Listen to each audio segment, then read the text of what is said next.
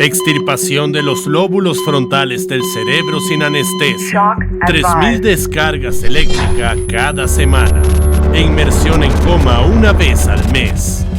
En este video descubrirás quién de los famosos se sometió a estos tratamientos con la esperanza de liberarse de la enfermedad mental y por qué siguen vigentes las locas ideas de un científico del siglo XIX que intentó arreglar el cerebro humano.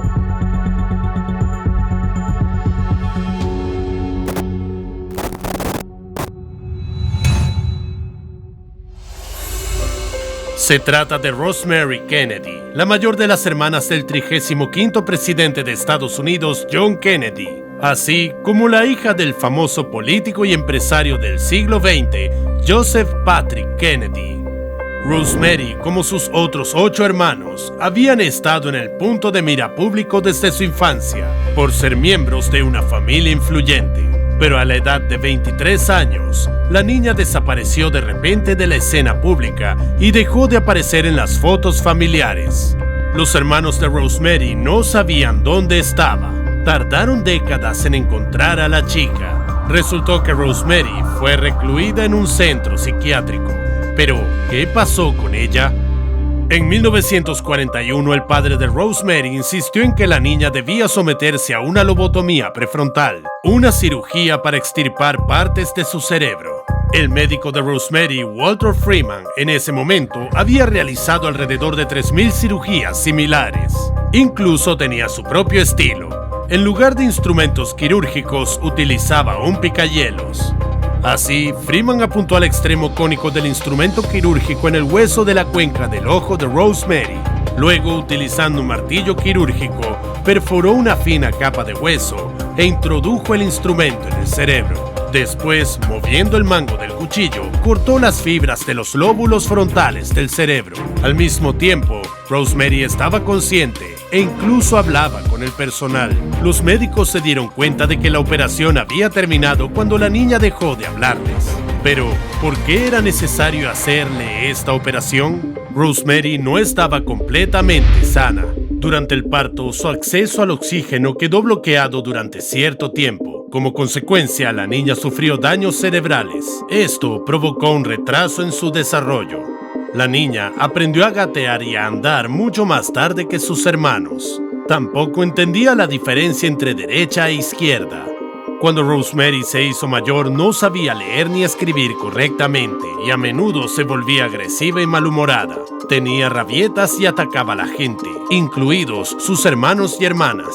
Cada vez era más difícil controlarla, sobre todo cuando los problemas de la adolescencia se sumaban a los trastornos ya existentes. Rosemary empezó a escaparse de casa y a conocer hombres mayores, en bares, por la noche. A su familia empezó a preocuparle que la utilizaran con facilidad para deshonrar a toda la familia Kennedy. Ni la medicación ni las prohibiciones funcionaron con la chica. Así que Joe Kennedy decidió probar un nuevo método, en aquel momento experimental, para tratar los trastornos mentales, la lobotomía. Se discutía más sobre el procedimiento y los médicos creían en su eficacia. Estaban convencidos de que las enfermedades mentales se deben a la fisiología del cerebro y cualidades como la agresividad y la capacidad de tomar decisiones independientes se concentran en la parte frontal. En teoría, la disección de la sustancia blanca de los lóbulos frontales interrumpe su conexión con el tálamo y excluye la posibilidad de recibir estímulos de este, lo que conduce a la agresividad y en general a una alteración de las funciones mentales. Sin embargo, las cosas no salieron según lo previsto en el caso de Rosemary. Tras la lobotomía, las capacidades mentales de la niña disminuyeron hasta el nivel de un niño de 2 años. No podía hablar, caminar ni mantenerse en pie. Su vida estaba destruida. Joe Kennedy no volvió a hablar de nuevo de su hija. También prohibió que nadie visitara a Rosemary para evitar rumores sobre un miembro loco de la familia Kennedy. Cuando los hermanos encontraron a Rosemary, ella ya tenía unos 80 años. Todos esos años, ella permaneció bajo el cuidado del personal y de los médicos en una de las pensiones privadas de Wisconsin, Estados Unidos. Rosemary murió de muerte natural en el año 2005. Es poco probable que elegiría una lobotomía para sí misma si hubiese podido tomar decisiones independientes. Sin embargo, en la historia de la psiquiatría hay muchas personas que tomaron decisiones por sí mismas y accedieron voluntariamente a ese tormentoso procedimiento. Este es John Nash. Fue un brillante matemático estadounidense que trabajó en los campos de la teoría de juegos y de geometría diferencial. Nash fue un profesor brillante y despertó una sincera admiración entre sus colegas. En 1994 fue galardonado con el Premio Nobel de Economía. Sin embargo, en algún momento Nash simplemente desapareció por 10 años enteros. Resultó que durante su ausencia se sometió a terapia de choque con insulina. Era un procedimiento peligroso y doloroso. El paciente corría el riesgo de sufrir complicaciones como insuficiencia cardíaca o hemorragia cerebral. Además de eso, el paciente podría simplemente morir. El principio básico de este método era que durante varios meses el paciente se le administraba dosis bajas de insulina. La dosis iba aumentando gradualmente hasta que Nash se hundió en el coma. Estuvo en coma hasta que el médico lo despertó con una solución de glucosa.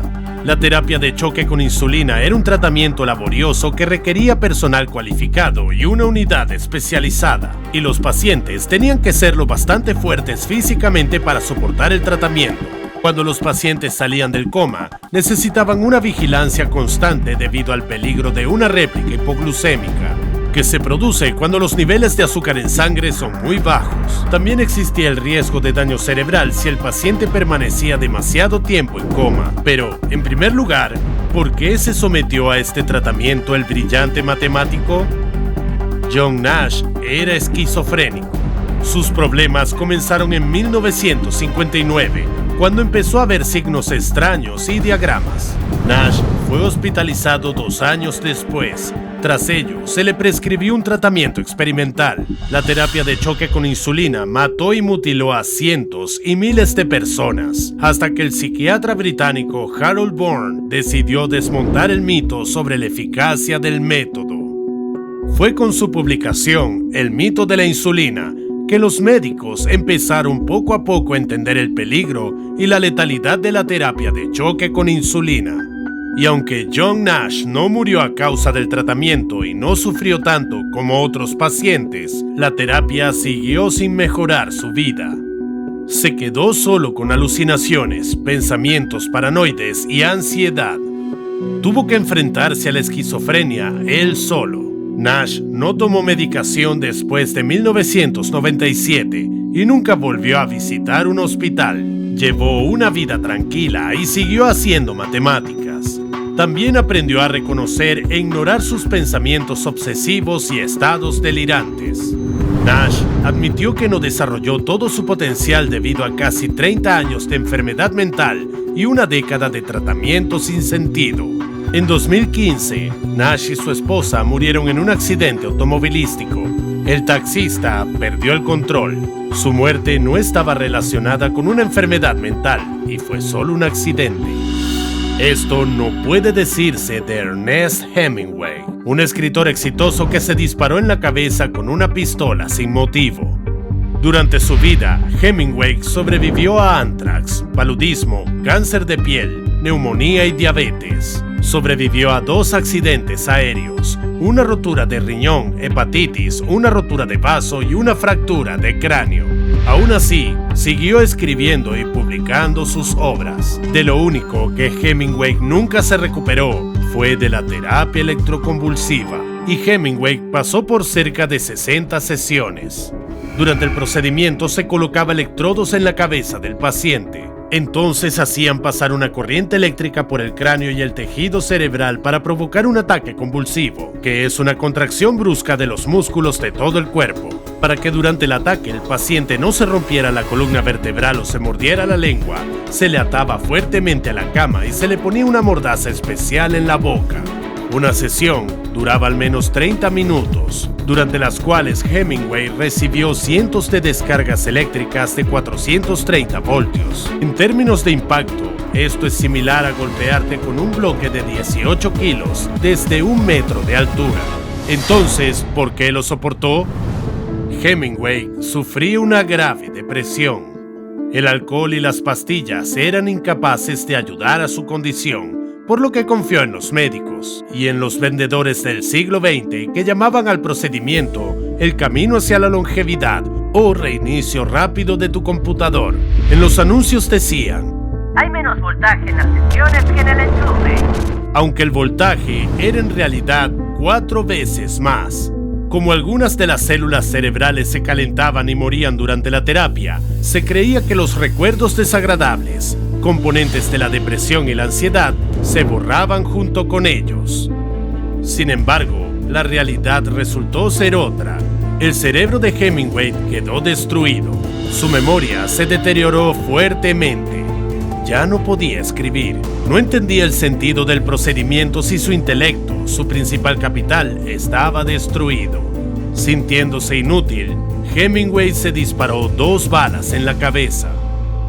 Ahora yo tengo una pregunta. ¿Cómo adivinaron los psiquiatras y científicos del siglo XX que los problemas mentales y las neurosis viven en partes específicas del cerebro que les pareció buena idea destruir y freír? Este es Franz Joseph Gall. Gall fue un neuroanatomista y médico alemán que vivió en el siglo XVIII. En su etapa escolar, se dio cuenta de un extraño patrón. Sus compañeros de clase que tenían buena memoria presentaban ojos saltones y ligeramente protuberantes. Gall llegó a la conclusión de que tal vez la región de la corteza cerebral situada detrás de los ojos está asociada a la capacidad de memorizar. Y cuando esta zona se desarrolla, por tanto se agranda, empujando los ojos hacia afuera del cráneo. Ya de adulto, Gall no solo recordó su teoría de la infancia, sino que reforzó sus puntos de vista. Convertido en científico, compartió sus suposiciones con el mundo. Gall propuso la hipótesis de que la forma del cráneo repite la forma del cerebro, y el propio cerebro está dividido en 27 segmentos, cada uno de los cuales es responsable de un rasgo particular del carácter o de una función mental o intelectual. Si una función se expresa claramente en una persona, el segmento correspondiente aumenta de tamaño y aparece una protuberancia en el cráneo, y si está poco desarrollado, se forma una cavidad. Para convertir la hipótesis en teoría, Gall empezó a reunir pruebas. Examinó cientos de cráneos, en su mayoría de lunáticos o criminales o de personas con formas craneales especiales, así como muchos bustos de escaloya de personajes famosos moldeados del natural. Según Gall, al examinar o sondear la forma de la cabeza, podía averiguar si una persona era inteligente o estúpida, valiente o cobarde, cruel o bondadosa, musical o completamente sorda. Así nació toda la ciencia de la frenología, y Gall tenía un amplio círculo de personas que pensaban como él. En América, la frenología fue difundida por el abogado George Combe, convirtiéndose en el líder de todo un movimiento, escribiendo un libro sobre frenología, La Constitución del Hombre. En la actualidad, no resistiría a las críticas, porque las ideas del libro son pura discriminación cruel. Por ejemplo, Combe creía que los cráneos de los africanos estaban sobredesarrollados en la zona de los órganos de la fertilidad y subdesarrollados en las áreas de conciencia, cautela, individualidad y reflexión.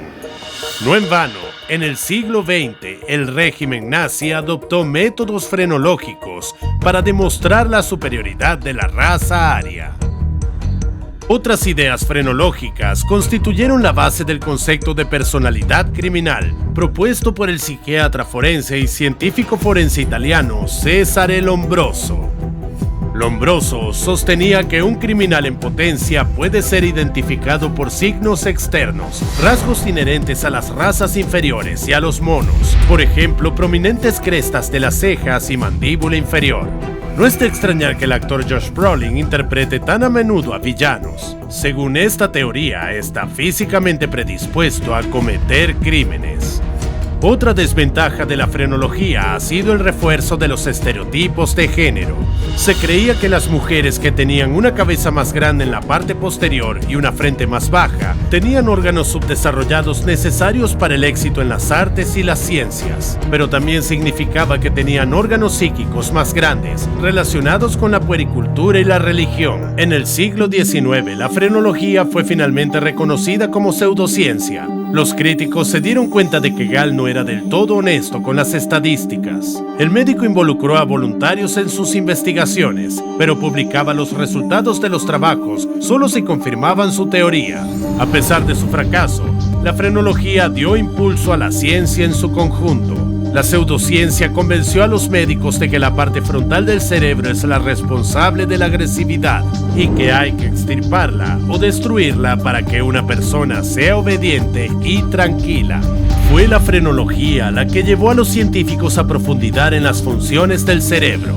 Así fue posible averiguar qué diferentes zonas del órgano tienen en realidad cierta especialización propia.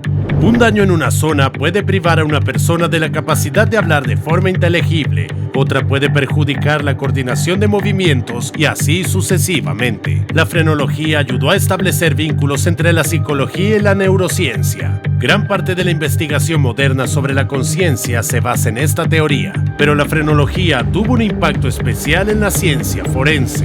Fue la frenología la que llevó a los científicos a la idea de que el comportamiento criminal puede ser causado por características estructurales del cerebro y que los criminales no deberían ser asesinados sino tratados. Sin embargo, la frenología no está completamente muerta. Todavía tiene seguidores y los métodos bárbaros de los años 40 basados en ideas frenológicas se siguen practicando.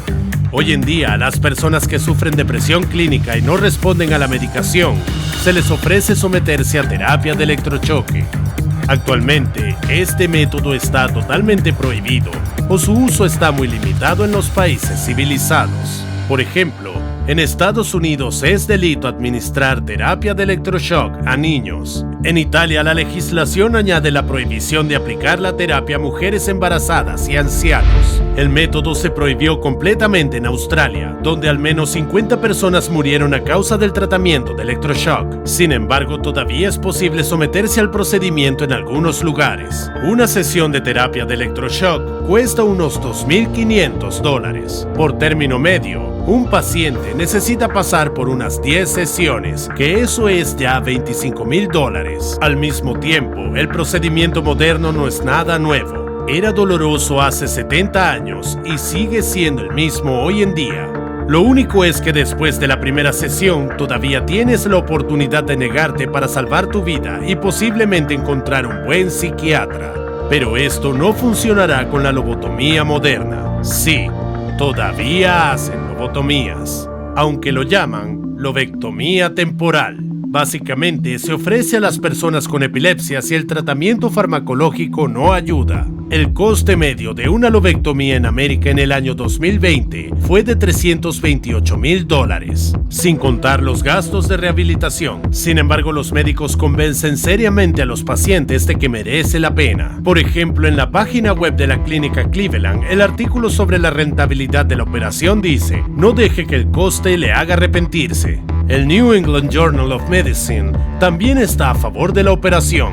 En su artículo de los 2000, informaban de que en un ensayo controlado aleatorizado de pacientes con epilepsia sometidos a cirugía, había descubierto que la lobectomía era efectivamente el mejor tratamiento que se podía encontrar. Hoy en día, los médicos ya no utilizan martillos de hielo y no entran en el cerebro a través de las cuencas de los ojos. Además, hay anestesia. Antes de la operación, el cirujano realiza una observación por computador y determina qué zona del cerebro del paciente es responsable de los ataques epilépticos. Durante la operación propiamente dicha, al paciente se le duerme con anestesia. Luego, el médico hace un agujero en el cráneo sobre la zona del cerebro necesaria para extirparla. Curiosamente, si la zona del cerebro que opera el médico es la responsable del habla, el paciente es despertado y se le pide que hable un poco. Luego se vuelve a dormir. Suena más humano, ¿verdad? Pero el problema es que, aunque la forma moderna de lobotomía es cada vez más popular, no hay garantías de que la epilepsia desaparezca. Además, se añadirá un largo periodo de recuperación, ansiedad, problemas de visión y náuseas constantes. Sí, también se perderá una buena cantidad de dinero. ¿Por qué nadie estudia el asunto antes de acceder a una operación tan dolorosa y peligrosa? Probablemente la gente espera lo mejor, pues que les resulta más fácil confiar en un estudio ya escrito, en una publicación autorizada o en una organización. Por ejemplo, el Real Colegio de Psiquiatras cree que la muerte por terapia de electroshock es extremadamente rara. La Asociación Americana de Psiquiatría informa una muerte cada 10.000 receptores de terapia de electroshock. Según ellos, esta cifra es la misma que la de las pequeñas operaciones asociadas a la anestesia general. Sin embargo, esta estimación ignora el hecho de que el paciente medio tendrá que someterse a unos 10 procedimientos. El fallo cardiovascular es una de las principales causas de la muerte por electroshock. En el año 2019, una revisión de 82 estudios con más de 100.000 pacientes mostraron que uno de cada 50 pacientes tenía problemas cardíacos graves. Así, la terapia de electroshock no ha evolucionado mucho y es difícil decir si ha ayudado a alguien en el tratamiento de depresión. Varios estudios han demostrado que el electroshock puede reducir temporalmente los pensamientos suicidas en algunos pacientes. Sin embargo, el número de suicidios reales no ha disminuido en absoluto. Incluso es al contrario. En el mayor estudio realizado hasta la fecha, casi 15.000 pacientes que recibieron terapia de electroshock más o menos al mismo tiempo tenían 16 veces más probabilidades de suicidarse al año del procedimiento que 50.000 pacientes registrados que no recibieron dicho procedimiento. A menudo la gente se suicidaba no por depresión, sino por el daño que les causaban las descargas eléctricas. Basta con recordar a Hemingway. Sin embargo, para darles un poco de esperanza, volvamos de nuevo al padre de la frenología. Joseph Gall también estudió la conexión entre el lenguaje, la comunicación y el cerebro. Gall sostenía que la pantomima, o ciencia de los gestos, es el lenguaje universal de todos los animales y los seres humanos. Creía que todo ser vivo nace con la capacidad de comprender los gestos a un cierto nivel. Vamos a comprobarlo. Intenta entender lo que quiero decir con esto.